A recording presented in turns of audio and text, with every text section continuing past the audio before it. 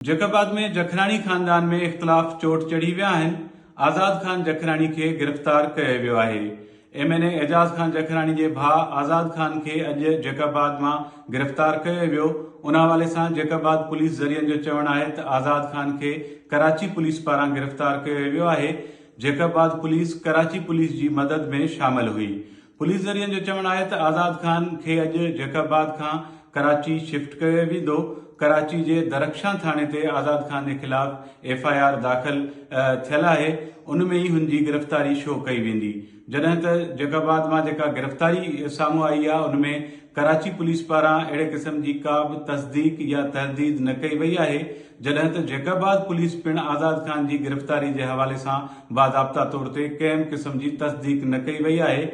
Family पारां जेका press conference कई वई, जेका वीडियो साम्हूं आई आहे उनजे भाणनि जी, हुन इल्ज़ाम हयो आहे त जैकबाद पुलिस आज़ाद खान खे गिरफ़्तार करे गुम करे छॾियो आहे ऐं हुननि इहो मुतालबो कयो आहे त आज़ाद खान जी गिरफ़्तारी ज़ाहिर कई वञे।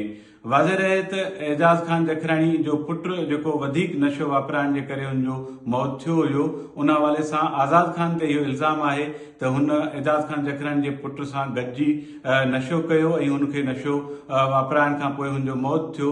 उनखां पोइ एजाज़ खान जखराणी पंहिंजे भाउ आज़ाद खान ते कावड़ियल हुयो ऐं पंहिंजे पुट जे टीजे बाद हुन जेके कार्रवायूं करायूं जैकबाद में, जंहिंमें आज़ाद खान जो पंप ऐं हुनजो बंगलो मसमार कयो वियो, जंहिंखां पोइ खानदान जा जेके चङा मुड़ुस हुया, एजाज़ खान जखराणी जे भाउ समेत ॿिया जेकी नेक मर्द हुया, उन्हनि पारां एजाज़ खान जखराणी ॾांहुं मेड़ विया ऐं हुन मेड़ खे उन वक़्तु मान ॾींदे कार्रवायूं जेके आहिनि उहे रोकरायूं ऐं हिकु भेरो ॿीहर जहिड़ो जेको आहे उहो साम्हूं आयो आहे, जंहिंमें अॼु आज़ाद खान खे गिरफ़्तार कयो वियो आहे। हाणे जेका गिरफ़्तारी ज़ाहिर थींदी, कहिड़ी एफआईआर में गिरफ़्तारी ज़ाहिर थिए थी, उन हवाले सां इहो बाद में ई ख़बर पवंदी, पर आज़ाद खान खे जैकबाद मां गिरफ़्तार करे कराची शिफ्ट कयो वियो आहे।